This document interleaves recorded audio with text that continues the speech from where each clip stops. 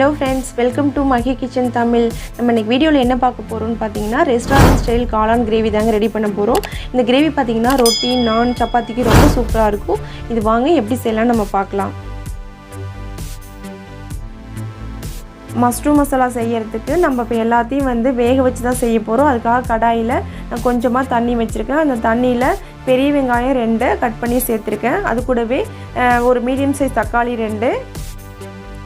2 table spoon பூசணி விதை, 2 table spoon வந்து வெள்ளரி விதை சேர்த்துடலாம். இப்போ இது கூடவே ஒரு 10 முந்திரி நம்ம சேர்த்துக்கலாம்.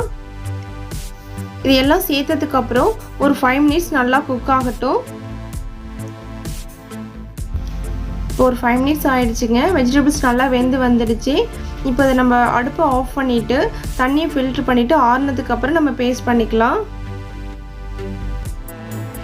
இப்போ வெங்காயம் தக்காளி நல்லா ஆறிடுச்சுங்க. இது இப்போ மிக்ஸி ஜாரில் சேர்த்துட்டு நம்ம ஃபைன் பேஸ்ட்டாக அரைச்சி எடுத்துக்கலாம்.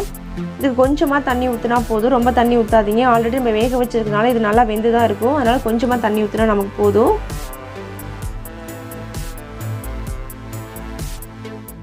அவ்வளோதாங்க, அரைச்சி வச்சாச்சு. இந்த மாதிரி ஃபைன் பேஸ்ட்டாக அரைச்சி எடுத்து வச்சுக்கோங்க.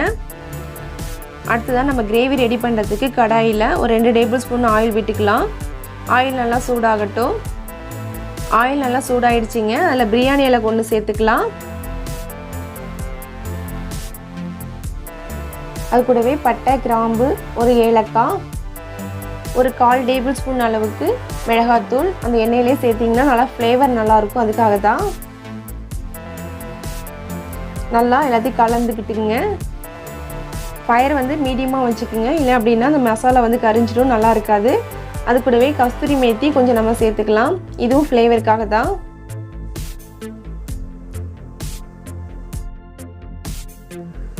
அடுத்ததான் நம்ம ஒரு டேபிள் ஸ்பூன் அளவுக்கு இஞ்சி பூண்டு சேர்த்துக்கலாம். இஞ்சி பூண்டு பச்சை வாசம் போகிற அளவுக்கு நல்லா வதக்கி விட்டுக்குங்க.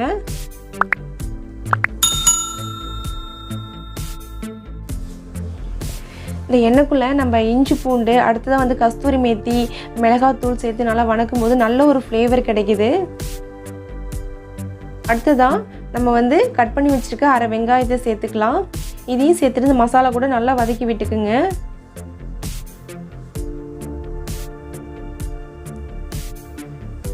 இப்போ வெங்காயம் நல்லா வதங்கிடுச்சுங்க. இந்த ஸ்டேஜில் கட் பண்ணி வச்சுருக்க தக்காளி ஒன்று சேர்த்து இதையும் நல்லா நம்ம வதக்கிக்கலாம்.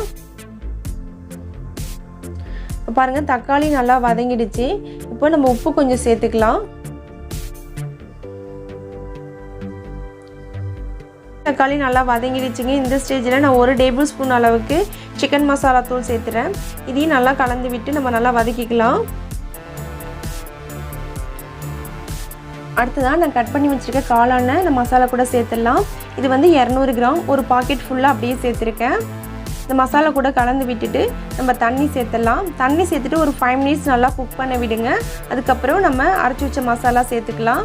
இப்போ நல்லா ஒரு 5 மினிட்ஸ் குக் ஆகிடுச்சுங்க. இந்த ஸ்டேஜில் நம்ம அரைச்சி வச்சுருக்க பேஸ்ட்டை இது கூட சேர்த்துடலாம்.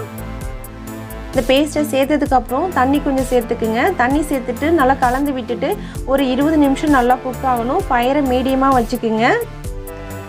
இது எந்த அளவுக்கு நல்லா வேகுதோ அந்த அளவுக்கு இந்த கிரேவி நல்லா டேஸ்ட்டாக இருக்கும். எண்ணெய் பிரிஞ்சு வர அளவுக்கு இது நல்லா வேகணும். இப்போ 20 நிமிஷம் ஆயிடுச்சு. நல்லா குக் ஆகி எண்ணெய் பிரிஞ்சு வந்துடுச்சு பாருங்கள். இப்போ நம்ம அடுப்பை ஆஃப் பண்ணிடலாம். ரெஸ்டாரண்ட் ஸ்டைலில் காளான் கிரேவி ரெடி ஆகிடுச்சிங்க. இது வீட்டில் செஞ்சு பாருங்கள். செஞ்சு பார்த்துட்டு கமெண்ட் பண்ணுங்கள், ஷேர் பண்ணுங்கள், லைக் பண்ணுங்கள். நாங்கள் போகிற வீடியோ உங்களுக்கு பிடிச்சிருந்துச்சின்னா சப்ஸ்கிரைப் பண்ணிக்கோங்க.